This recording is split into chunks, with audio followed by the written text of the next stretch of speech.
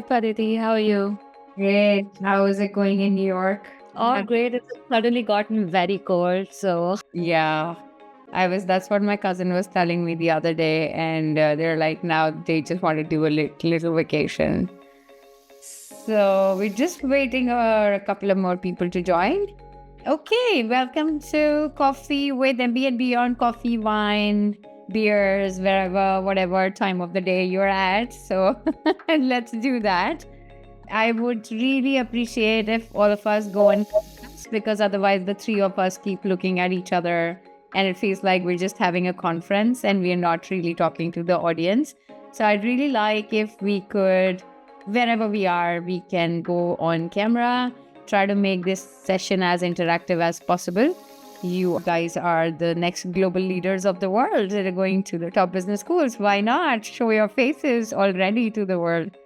So that's one. And second, so how we'll go through the session is we are, of course, going to have a little introduction from. Can we have you guys on? Yes. Okay. Rules of the game. We can be on camera, but let's try to be on mute and raise our hands if we've got any questions as we're going through the session. Now, I'm Paridi, co-founder of MBA Beyond, and I've got two amazing speakers, including the founder of MBA Beyond today with me. So we are going to start the session shortly. Again, feel free to raise your hands as questions come through to your head or drop them in the chat session.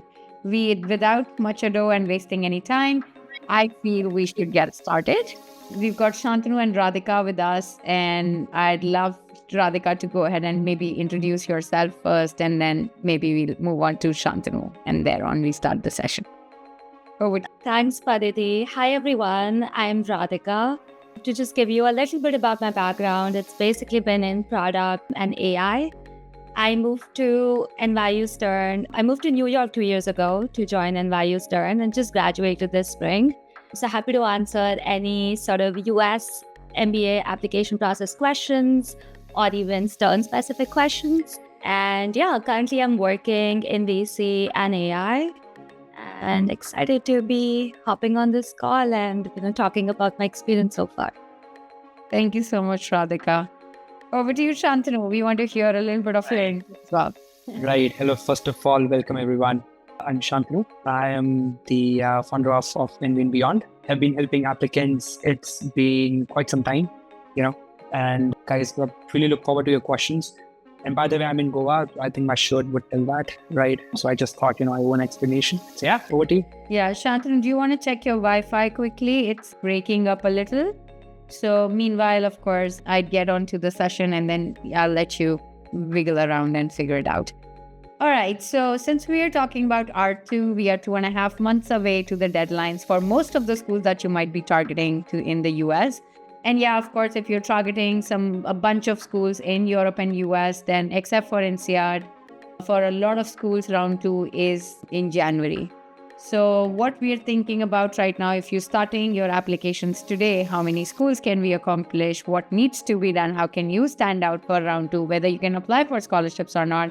So we are going to talk about all that. And if there are any questions pertaining to round 2 first, let's touch upon that. And if there is any detailed question around your profile, feel free to book a profile evaluation session. So we'll try to revolve more around round 2 right now and how to tackle your applications at the moment. So I'll start with the most asked questions first. I'll start with one. And of course, as questions are coming through, feel free to drop them in the chat or raise your hands. So question to Radhika and Shantanu. How do strategies differ for R1 versus R2 in your opinion? Yeah, I can take this first. So I would say round 1 and round 2, there's not as much difference. Round 3 is obviously like a big delta comparatively. How I think of it is really, apply when you feel like you are the most ready with your applications. And if that seems like it's round 2, like that's the perfect time to apply in that case. I would also say that the only difference will probably be in terms of the scholarship pool, maybe because that gets, a little bit taken in round 1 itself. But apart from that, I really don't see a huge difference between both of them. Right. I mean, I agree with you, Radhika, over here. And just to add more on top, see, when you're in round 1, right, like generally the way I would prepare applicants is go ambitious, because you still have round 2, right? Whereas now when you're in round three, like saying that you have round three is like, saying that, hey, your chance of getting rejection is really going to be high now, like extremely high in round three. So in round two, like in round one, I would say go ambitious, take one or two, like apply 5 ambitious schools, take one or two schools which are like kind of in reach, and then round two, let's see later, right? Whereas if at this stage in round two, I would say you need to apply a good mix of schools, right? Don't put it on round three unless and until you are a female candidate who has good social enterprise experience. You can apply in round three as well. You would hold good chances, and this is something that we have been seeing in the past 2 years. So yeah, the strategy for round two would differ in a way that apply in a good mix of schools. Simultaneously, you should like quickly get clarity on what your goals are, and then try to match your schools with your goals. Have a good mix of schools where you are matching school with your goals, and also there are a few schools which you feel that, though for my goal, the percentage of employment over there is lesser than, that school is probably famous for something else, but I still want that school. You should keep such schools to minimum, is what I would say. As in round one can go crazy. So that's a difference as for me. I'll just echo that, because as you were talking, Shantanu, I realized that, you made one very good point, which is about round two is interesting because you can really take the risk of applying to your dream schools versus target schools, and also safety schools, and you could increase those number by huge odds. So I would also view it in that way, because round three is much harder to get into. So whatever you want, even if it feels don't self-reject, guys, is what I would say, irrespective of the round. You never know until you try. So definitely have safety schools that you really, want, if you really want to do an MBA by next year. But don't, hold yourself back from dreaming for the schools that you always want to go to. Yeah, I can't agree more. I just like to add one more thing here. A lot of times, right now is still a good time to start for round two. You still have 2.5 months. Then US schools compared to, of course, European schools aren't as heavy. So if you devote 15 to 18 days on an average per school, of course, the first school is going to take the most time, and then subsequently the time's going to reduce, because as you get the hang of how you're going to be writing your applications, you can easily still pull off 5 to 6 applications. So if you really need to, like Shantanu said, how much risk can you take? You really don't want to go very ambitious right now. So if you're doing, let's say, 5 schools, you can do 2 dream, 2 realistic, and maybe 1 safe. So always keep 1 safe in the bucket, because round 3 becomes very tricky for overrepresented candidates. Also, countries, we've got people from Taiwan and China and India here. So we all know that we are the most overrepresented pool in the business school world. So we've be cautious of that as well. Most of the seats have already been taken in round 1 and round 2, and the schools do care about diversity a lot. So just chiming in there, there's still time. But yes, if you feel that, okay, you are writing your exam, GMAT, GRE, a lot of our candidates are reappearing right now. Some of them are taking it end of November. Some of them are doing it in mid-December. Then you have to make a conscious call basis the mock score that you're getting right now. So gauge your chances. If you're already nearing your score that you really want to target, maybe let's say by mid-November, let's say you're targeting a 655 and you're sitting at a 625 right now, or a 615, you're already good to start working on your content, solidify your story, think about what schools are actually a good value match for you, a post-MBA goal match for you. And then maybe by the time you have your score, at least your story and everything is ready and good to go, and you just have to type it out in the essays. So that's just one approach I would advise. The second question that is coming through, what do you think are the common mistakes that weaken round 2 applications? I think we've touched upon that slightly, but maybe we can elaborate. And yeah, maybe Radhika. Yeah, Radhika, you want to go ahead? Go ahead. Yeah. Sure. Yeah. So I would certainly say that, as I said, to begin with, I'm of the mindset, apply when you feel it's the right time to apply. But in round 2, I would specifically say that, making sure that even when you're writing your scholarship essays, probably putting in more effort than you did in round 1. So which is why I would say, if you guys are thinking about applying in round 2 and, you are yet to start on the applications, now would be the perfect time, because, you have enough time to not just work on those great essays, but also great scholarship essays to maximize your chances there. And as for even, like I was talking about, that the delta between round one and round two is lesser, but there is still some difference. So again, you want to refine your application as much as possible. Paridhi spoke about how all the business schools want diverse candidates, a very rounded class. And, most of us probably on this call belong to the overrepresented category. So some of those people have already been admitted in round one. So you really want to stand out. And one thing that MBA and Beyond specifically helps you with when they're helping you craft your story is what's your uniqueness, right? Like rather than just saying, oh, this is my short-term goal, my long-term goal. And I feel that piece becomes super crucial and important, specifically in round two, because you want to stand out no matter which business school you're applying to. And Shantanu also said this, every business school almost has a personality. So what's the best way for you to kind of match that personality and, showcase your skills in the most seamless way possible? So yeah, that would be my advice. Thank you. And thank you, Radhika, for reinforcing our process over there. What I have seen in round two is the percentage of people with, hey, I'm going to get my GMAT score probably after a month, is higher.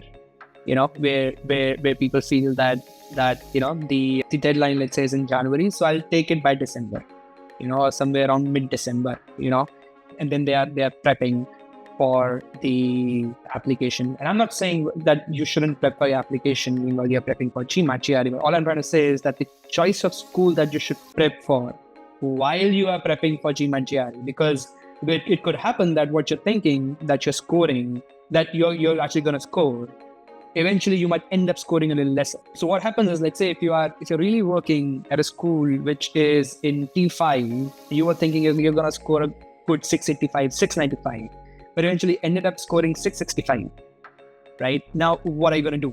So a lot of people, what they do is they either change the schools, but you prep for that school. Now the question of these schools are a tad different, so you don't get much time in prepping. So that weakens your application. So what I really want to say is that if you are in a board where your mock score is fluctuating, or you're not confident of your mock score, then I would say start working with a school which is not ambitious. And I'm not saying just completely safe, but somewhere in the middle, start prepping up with that school. If you could score well, if you score higher, you can really, jump up over here. And if you score lower, you can also go back here, then your school becomes ambitious, But again, I don't want to complicate this stuff more, but I hope you guys get what I'm trying to say. The other thing is, it's just a rush, It's just a rush that because of which people make a lot of mistakes. The biggest thing is the insufficient research on the program. One thing that we really want to focus on is, if you're applying to a school, go and attend the webinars that they're doing. Leave your visibility over there. Adcoms who are attending those events, just ask a question and ask a relevant question. I'm not saying ask a stupid question, right? I mean, ask a relevant question. So leave your mark over there, which really helps. Now, what happens in the rush is you're not able to do so, right? That weakens our application. The other thing that happens is that we just stay too much focused on the essays that we forget that LORs are also pretty important. So telling your recommender very late, extremely late. I have seen an applicant who couldn't apply because the recommender was out of town. Everything was so late, the recommender was out of town and then eventually couldn't apply. So these sort of things, the rush also kind of weakens the application. So you should be prepared in terms of how much time I have, how much can I do, and I would say value quality over quantity, because it's also not just about how many schools you're applying to. It's just about getting admit, right? If you can apply in 4 schools, you get 1 admit. You apply in 15 schools without any admit, right? Applying in 4, getting 1 admit makes no sense, right? Yeah, again, talking about the rush, then a lot of times when you connect with the alums or the current students, that gives you a lot of insight on a school, a lot of insight. Every school has a flavor of the year, I got to know what happened. It's done, but every year, it's like the year changes, the flavor changes, So the current student can really, really tell you what's the flavor of the current year, not the alum. But the Alan can actually tell you the other part. So networking is pretty important. And I feel while rushing, networking also doesn't happen much. Yeah, absolutely. So as we are, of course, some of us are not ready with our scores. Maybe you should open your minds to something that I'm going to quote now, which a lot of our candidates do every year. Instead of being a latecomer this year, you can also be an early riser for next year. If you feel you have not researched enough, a year here and there sometimes doesn't makes, you don't want to be a reapplicant. That's like most of the times where we've seen we are working with reapplications or reapplicants, the reason is that they did an application in 10 days or, like a very rushed application. They didn't have time to talk to everything that Shantanu talked about, Radhika talked about. They didn't have time to do that. While imagine if you're already prepared and you can do 3 to 4, 5 applications this year. But let's say if you're really writing your exam in December, how about you kick off your journey for the business school research in December? By January, February, March, you will already be very sorted with the kind of schools you're resonating with, where you feel your strengths lie. So I'm just taking this opportunity for a second to share my screen to show you guys something. In MBA Beyond, we don't kick off with the essays first. Most of our candidates actually spend a lot of time knowing themselves before they can get to the point, which is step 6, where they do the school selection. And the school selection is considered a very considerable part of your journey because, we feel we should be devoting most time to our GMAT preparation. But while you're doing all of that, you need to have a very good framework on how are you going to reach out to schools. Do you know your own strengths? Do you know your own values? Do you know your post-MBA goals very clearly? Do you know why do you need an MBA very clearly? Once all these answers are very sorted in your head, then probably okay, this is the list of 10 schools that I resonate with most. Let me speak to the alums there. Let me attend their webinars. Is the school speaking to me as much as I am liking the school? So yeah, you also, like Shantanu said, have to make yourself visible. So for those candidates who know that they are going to be writing the exam sometime in December, do not have, confidence in the mock scores that you guys have right now. You might as well be an early riser next year and devote as much as on an average 1 month per school's application. Think about the recommenders, think about different things, various things that an application requires. And alongside of course, if you reappear, you can. Yeah, Radhika, please go on. Yeah, absolutely agree with that, Pariti. In fact, when I was applying to schools, I had my own shortlist of schools and I was like, okay, these are probably my dream schools that I want to apply to. But as I attended more webinars and stuff, that list became like a dynamic list, just my priorities changed a little bit. And again, as you both said, what I did was when I did these webinars, I always took these names of people I spoke to, whether they're from alum, and I would reach out to them one-on-one, and then I would name drop them, which was also very helpful when you're writing, I don't know, why this school. So you can always do that. Yeah, absolutely. Thanks, Radhika. Absolutely. And at the moment, it's not late. What I really meant was, if you go 30 days towards right in the future, in the timeline, and that is when you are going to be rushing, Yeah. You had no clue what to do at this moment. Even now you have good 2 months, and then the way you should space out the deadlines. It's not just picking all the 4 or 5 schools where the deadline is first, second, third, and fourth. But you should also space out, the applications where, there are a few deadlines in first week of January, there are a few deadlines mid-January, probably end of January. That's another thing that everyone can do. All right. Okay. We can take up a few questions from the chat first and then move back to the most asked questions. So Aman is asking, are there any certifications or any short courses we can do in the remaining time which can improve our admit chances? So I would love to hear both of your inputs, but for round 2 we barely have 2.5 months. I am not sure how much we can really pull off, along with writing a very thorough application, which already is a very a lot of back and forth between you and your mentor, every day talking, doing a lot of thinking and a lot of work. It's hard to squeeze in for now, but yeah, if you're looking for future rounds and future intakes, and absolutely maybe Radhika and Shantanu can throw some light on the kind of certifications that you can do to enhance. But we need to know more about your profile for that, I feel. But yeah, Radhika, and what to you? I just have a question. Do you have a GMAT GRE score? Aman, you can. I mean, if you you can unmute yourself and just answer that. Aman, I'm not okay. Not yet. I would say focus on the GMAT GRE and applications. Once you are in, in next 15 days, good stuff. I would say once you have really prepared a good strategy for how your essays are going to look like, and you have your score in hand, basis that we can see where your application is kind of lacking, and then we should put focus over there. It could happen that you don't need to do any course. It could be something else. It could be an easy you need, right?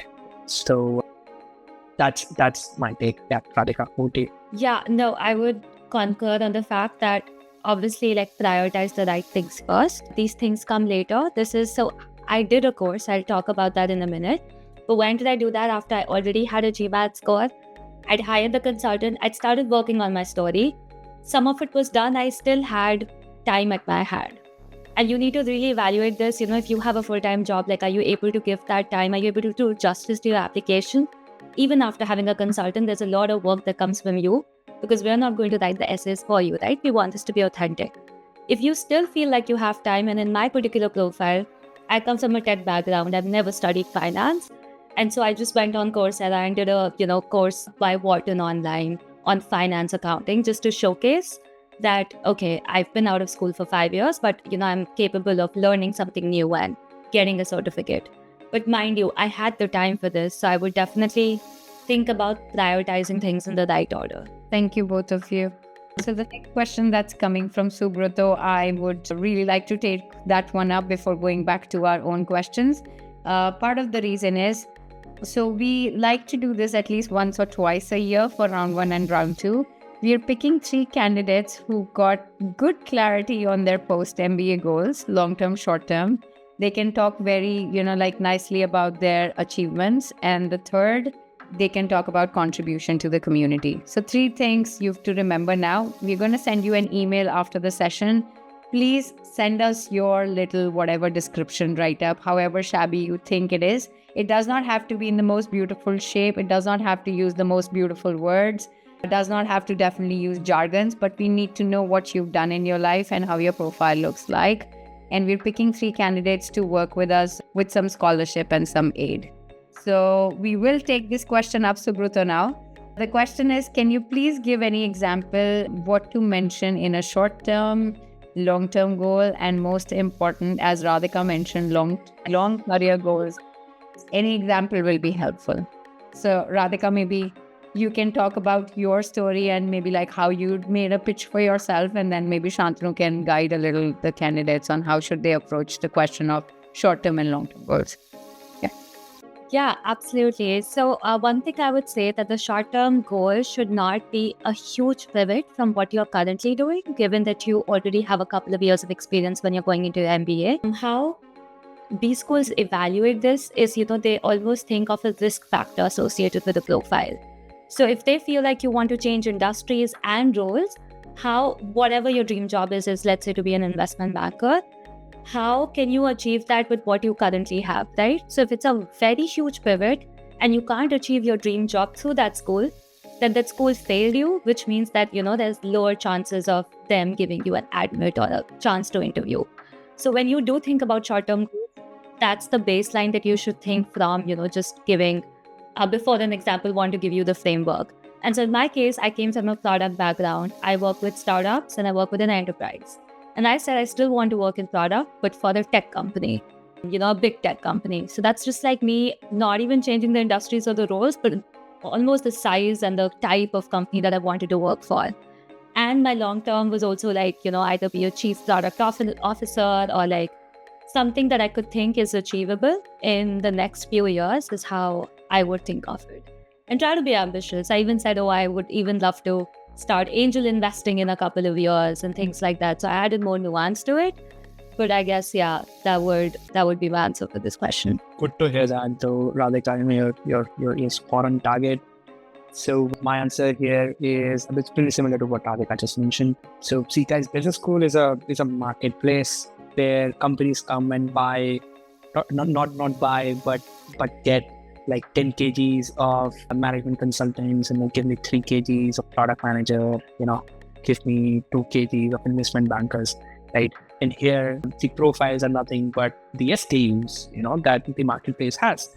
So a B school would give you admit when they feel that in their employment statistics report, they can really place you well over there.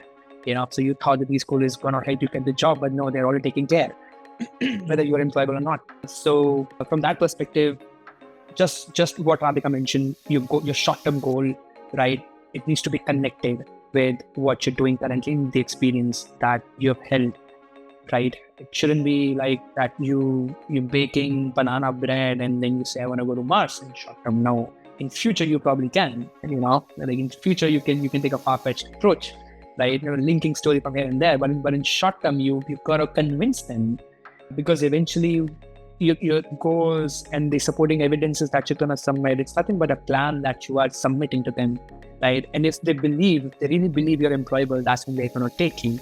So just to add one last point, think of it as your goals. You might have some really, good aspirations. I'm not going to deny it, but I think you should break your aspiration into 2 parts. One, getting an admit, right? And then achieving, what you really wish for. So sometimes getting an admit, you might have to tweak things as per what the adcom want to hear. And what Radhika mentioned is exactly what they want, yeah, that's it. I may just add, love that, Shantanu. And also, I would just say that, again, when you're writing these applications, your profile and everything, your story should make sense. Once you're actually in an MBA program, it's not like you only have to do what you wrote in your application. Once you're in, you're in. You can be a banker, you can be a consultant, you can be a product, you can be a PVC, whatever you want to explore. But when you're writing the essay, it should make sense for the adcom. And so I just want to say this because sometimes I get these questions that, student applicants are like, oh, what if I don't exactly do what I've written in my essay? That's fine. So you'll still have that flexibility to explore other things beyond what you've written once you're there. And like Shantanu said, your goal should be to get that admit. And then later see that, of course, what other feeder sort of for that school and things like that. Yep. Thank you, both of you. So yeah, guys, like whenever we're thinking of a pivot, I think what Radhika said, as long as the pivot has sufficient supporting evidence, whether it's coming from your personal life or professional life, like it does not always have to be from your personal professional life. Like it can also be a passion that you've been pursuing by alongside, while you're working. So if you can support anything with that as well, you can totally defend that and go for it. But yes, everything needs to be plausible, connected. Every switch that you made, while we understand in our real life, we don't think through everything so much. But a B school application is going to make you think through that, okay, everything that you did in your life was connected for some reason. So you're going to give yourself that explanation one fine day after submitting your application. I feel so good. Everything was connected. Nothing was so much random.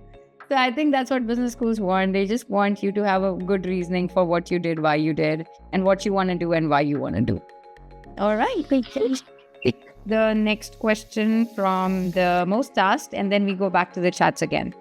So is it hard to get scholarships in round 2? How can candidates improve their chances to bag scholarships in round 2?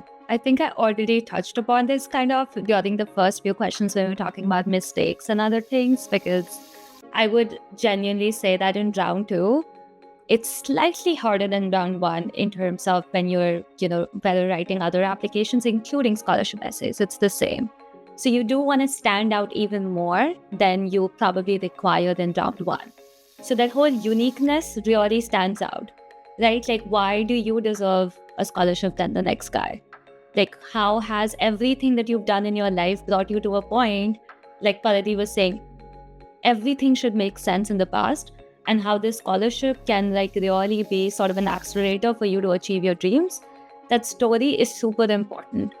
And again, you might not know what why you're applying for this scholarship, what's the right way to showcase that, whether it's a need-based or the merit-based, however the different essays are in different schools. That's the strategy again, like I think that you need to work on, whether by yourself or with a consultant, that like, what are those reasons why I'm writing, okay, this is why I want a scholarship. It can't just be something vague. So I think it has to be very hard-hitting, and there has to be a strategy around why you need this scholarship more than the other person. And then again, touching back to the whole thing that I said, the whole USP is really what counts here, such that you can showcase. I'm sorry, my laptop just did something funny. But yeah, so that's the whole USP really plays a big sort of hand in while you're writing these essays.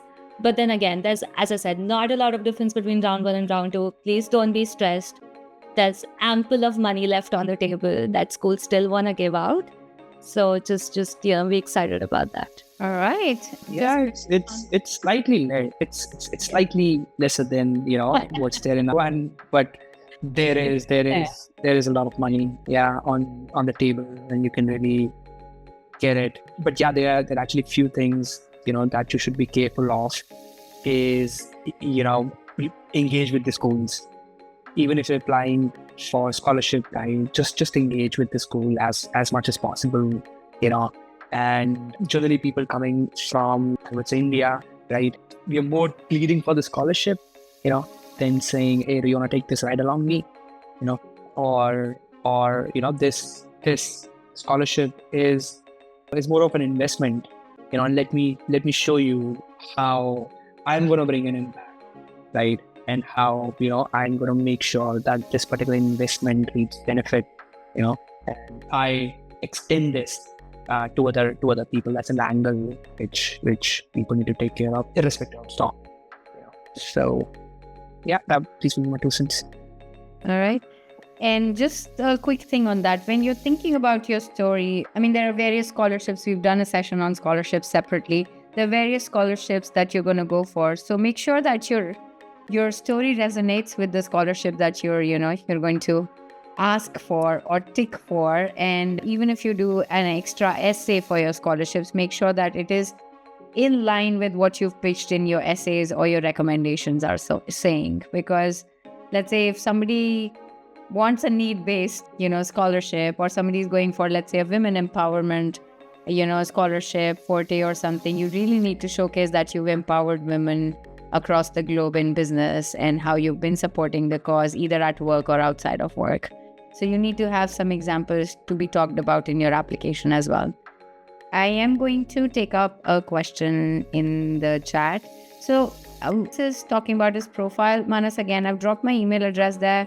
Happy to go in depth because this is very little information for me to comment whether you can make it through to HSW or not. They are dream schools for most people. We have seen candidates with a 319 GRE making it to Wharton and Booth, but we've also seen somebody with a 770 not making it through either of the schools. Then the next question, which is taking us slightly off track, but if there are so many people who've gotten interview invites for R1, so Shantanu, since you've just done a mock interview with somebody who's going to interview at Harvard tomorrow, why don't you give some interview tips and insights for R1 interviews? Maybe like from the tips that you've shared with the candidate. Yeah. I just put him on spot. That's why I think today. Yeah, I knew that he knows the answers of almost, a lot of questions. Know your story properly, go through your application yourself. A lot of time what happens is that you've submitted your application like long ago and now you have interview and there's like good 1.5 month gap. A lot of times we kind of forget what we exactly wrote, what was my why behind it, so you should brush up and refresh your memory.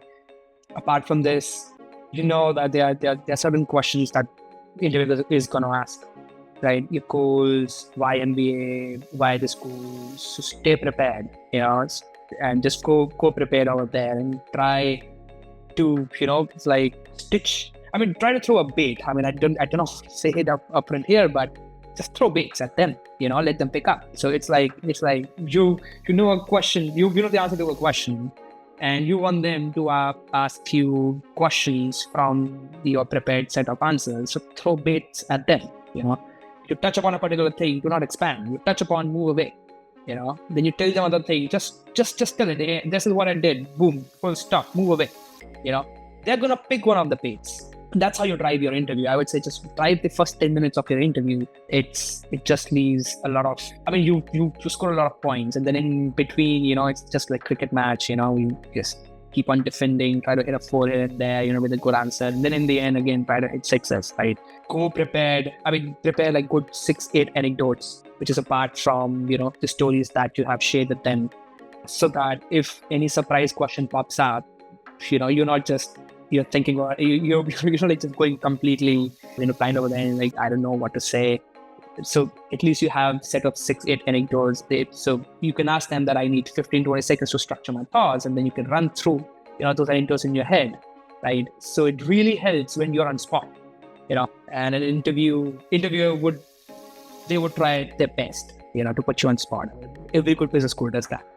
So be ready for that. In the end, you should ask them questions as well, so prepare a couple of questions for them. And if you can put them on spot with those questions, they would remember you, so just don't go easy on them, because they're not going to go easy on you, so ask them tough questions. They will remember you. And this is what you need, right? This is exactly what you need, that they should remember you. And then, you want them to write good about you, right? So yeah, there are more tips. This is what I think I can do, in this short time. Radhika, over to you. I love the last part that you said. I use that as the mission in my life. In any interviews, even job related that I give, I'm like, okay, if I make them really think, and not ask something that they hear every other day and that they have a response for, if they think, they will remember me. So that's a great tactic, I would say. Thank you, both of you. All right, so profile evaluations we're keeping aside. Interview tips we did touch upon, because maybe there are folks who have been invited and we are now getting a lot of interview invites these days. I will pick up. Somebody was asking about working with dad in his business. Yeah. Okay, so somebody's checking, and then there's a question around second MBA that comes a lot. So maybe we'll pick up the second MBA first and then the dad business thing. So a lot of times, candidate, how is a second MBA perceived? How can we justify the same?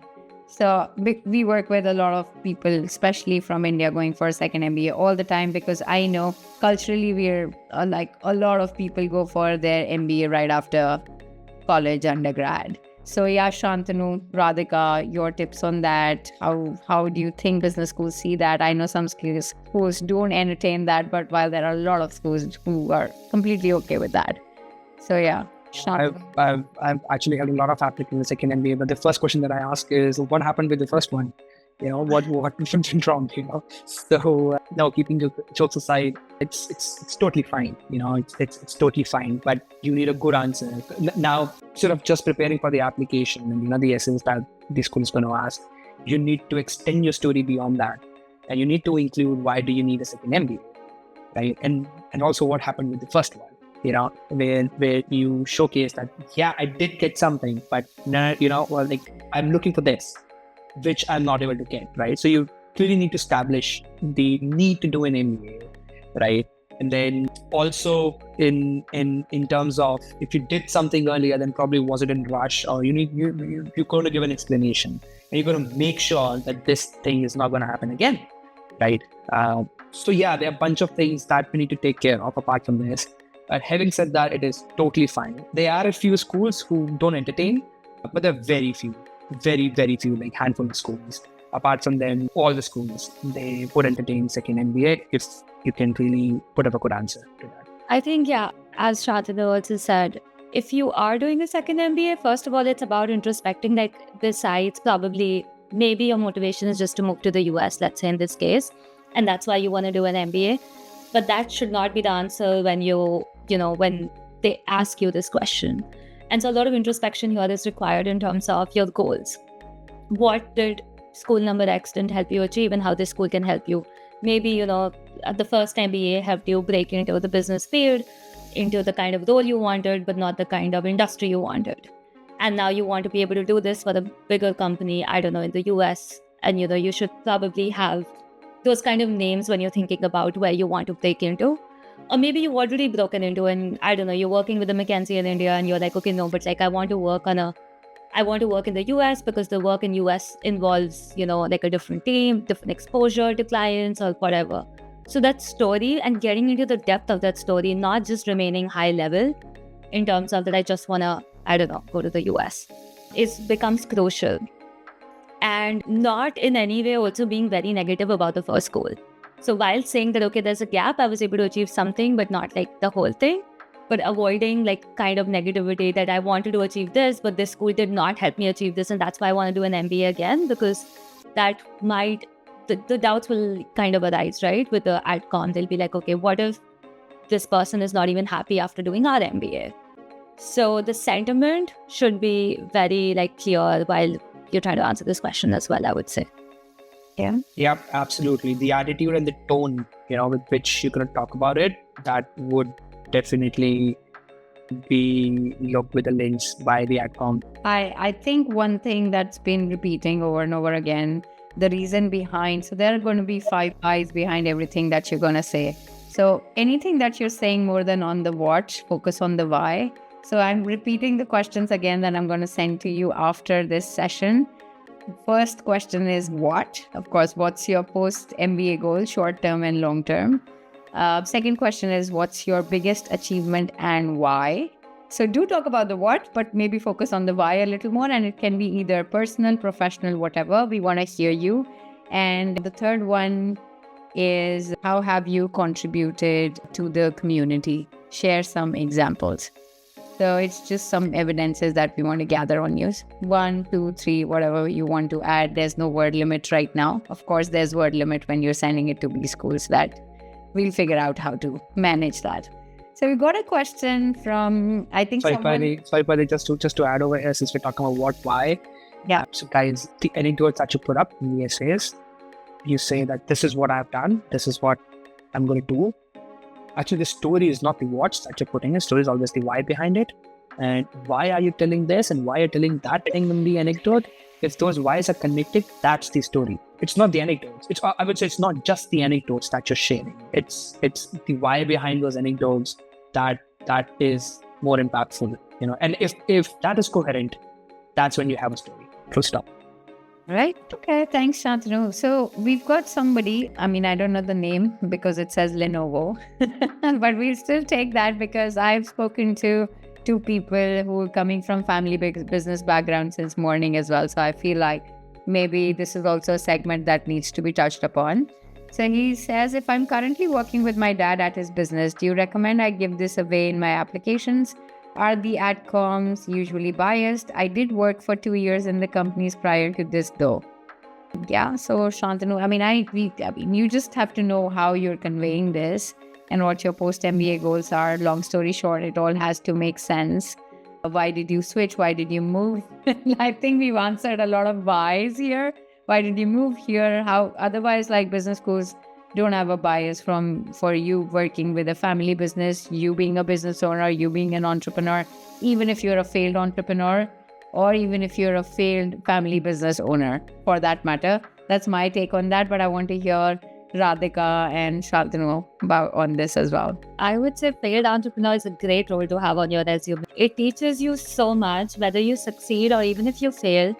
The kind of learning that, is hard to get from, I would say, any employment. So never think that this is something that you can't showcase. It's something to be proud of, even if it did not exactly go the way it did, because you did put in, everything it took to run the business for however long. So whether it's your own thing or a family business, again, even in a family business, you would have some sort of, there's a lot of leadership that comes into play, right? Because you will be the one whose family has been driving this. So now when you take over this position, there's no you don't start from the bottom. You instantly take a more leadership position.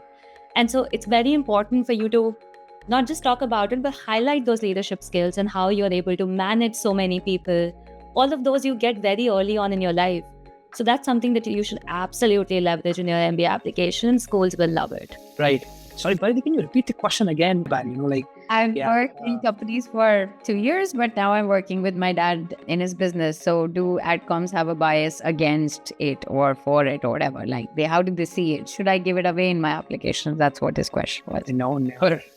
Never. I mean, entrepreneurship it also gives us, a good playground, in terms of, because if you're an entrepreneur, we can talk about marketing, operation, we can talk about a bunch of stuff, right? And if you're a failed entrepreneur, then that is when it makes sense to do an MBA application, right? Because if you were successful, then why would you do an MBA? It just doesn't make sense at all, right? Because you can go and hire MBAs, you can hire a person from, the school that you're thinking about. That person would have done an MBA, you can hire them to get the learning and everything. So the failed entrepreneurs apply for an MBA, right? And there's nothing to be, ashamed of over there if that's what you were thinking. No, sorry, that was not the question, but yeah, he's just working with his dad's business. Yeah, that's awesome. That's really awesome. And go ahead, and you should pitch that. Definitely pitch that. You can actually. We have helped so many applicants who are there in the family business, who have gone to do MBA, and then we have showcased how they are going to come back and help their business grow further. And we have put up like a very good plan, So that's how you go ahead about it. Yeah, I'll just add one thing to it, just for all of you to know. What do business schools care about? They care about their employment statistics. So it's the startup founders and the family business owners that give them the most security, to be honest. Even though you may not want to come back to your family business right now, but for application's sake, I want to take up this next question by Manas, and how beautifully has he put this. I think this is going to be the second last or last question, because this can take up a lot of time. But thanks for putting it up so beautifully. When evaluating candidates, do adcoms compare candidates with, let's say, 4 years of work experience with someone who has 7 to 8 years of work experience at parity? Since someone with 7 to 8 years of experience under their belt would understandably have more to talk about than someone with 4 years of experience. Or are candidates evaluated on individual applicant merit when it comes to admit decision? In case of the former, how does someone with 4 years of experience from an overrepresented background approach optimizing their application? Shantanu, Radhika. I first of all, that Manas first of all asked this question in a different way. I think it was Manas, right? And he yes, said I that know. it's going to be a profile evaluation. Then Manas like, okay, wait, I need an answer. Let me just put it this way. So Manas brilliant stuff, first of all. Brilliant stuff, and I guess you asked for HSW and all the school with 360 RE, right? Correct me if I'm wrong. Right? Yeah, you're on the right track, man. First of all, the way you now articulated this. So see, like what business schools are looking for, obviously, after they feel that you're employable, is the leadership potential, right? And they would really want you later on to be a brand name or to be working for a brand name, right? Which adds more value to the B school's brand name, right?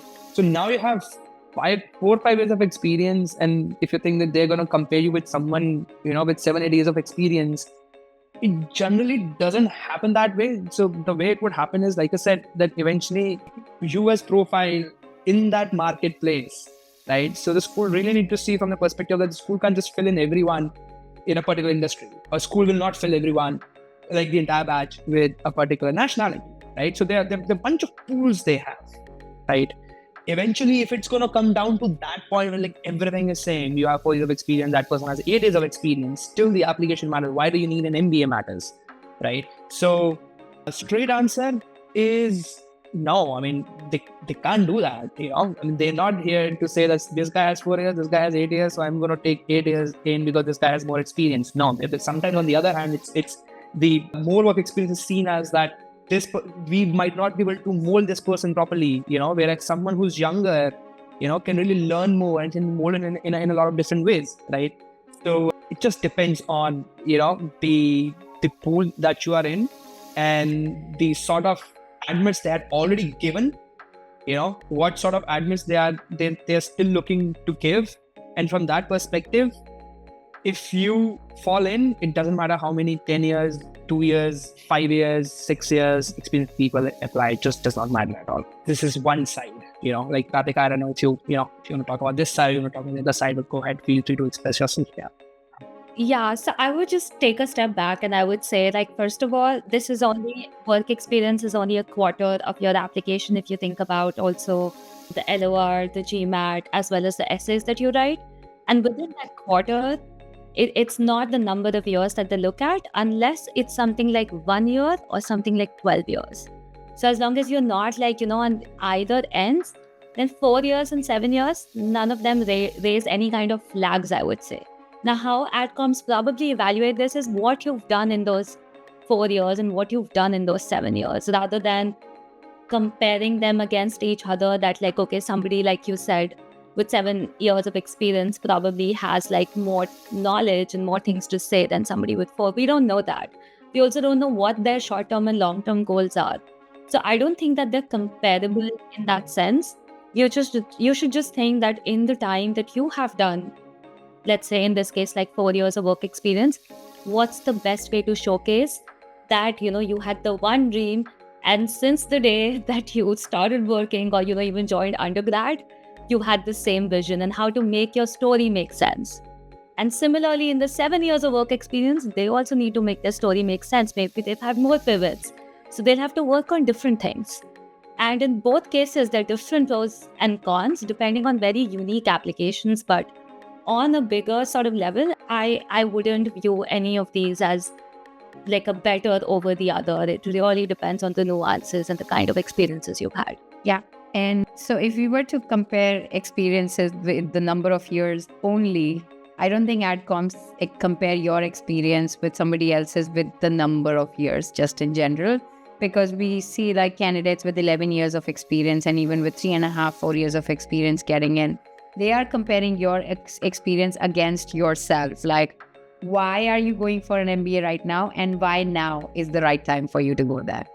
So as long as you can justify that, I don't think adcoms have reason to say no if it's a very strong reason for you to pull off.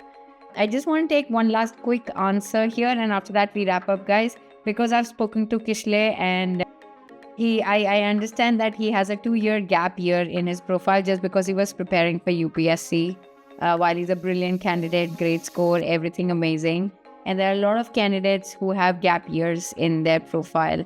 So how do adcoms see that? That's his concern. Shantanu, do you want to take that one up? Because it's Kishle, I can actually speak with you one-on-one. I mean, there are ways to tackle this. I can speak one-on-one to help you understand that. Having said that, gap, see if you can justify. I mean, we have justified it in the past, but we try to reduce it to as minimum as possible. But if you have a very genuine reason, you should also talk about that. This one, I would like to take one-on-one. I think on a different side, on a different take, this is 2 years, but I'm just saying that in the US, if you've even taken like a shorter break, probably just, to travel or to do something, it's absolutely accepted. But like everything else should make sense. Probably not 2 years, but if you want to say that like you wrote here that you were preparing for UPSC. So maybe like, talk about some of the other things also that could almost count as work experience. Now, this could be like an internship. This could be you working with, I don't know, your dad, somebody in the family. Any kind of work experience letter that you can have so that you can showcase that you were not just studying for something, because obviously the preparation doesn't give you a degree. Because like if it did, then again, these gaps don't matter at all. So you want to showcase that you were at least involved in doing something. Another way to showcase some work is voluntary experience. Maybe you were, I don't know, like teaching kids or doing something on the side. So try to cover most of this, I would say, if in any of these ways that you can, whether through volunteering, internship, or any kind of part-time work. And if you still have a little bit of gap left in which you can say that, okay, like I just took a break and, like I was trying to think about maybe even like just reposition and think about what I want to do in life. Like I wrote this in my essay and I know people that this has worked for. But of course, as Shantanu said, that he'll speak to you one-on-one. I don't have enough information about your profile to give you the advice that this will make sense in your case. But just on a higher level, I have seen this work for some people as well. Absolutely. And yeah, I remember. So I have not spoken to Kishle, but Kishle has spoken to Aditya Shiv and he had good things to talk about his profile. So Kishle, you're welcome for a one-on-one. Thank you everyone for a great session today. Thanks Shantanu, Radhika. I really enjoyed hosting both of you. I hope everyone enjoyed here. Thank you so much. Thanks. Great. Thank you, Radhika. Thank you, Paradhi. Cheers, guys. Bye-bye. Thanks, guys. Bye.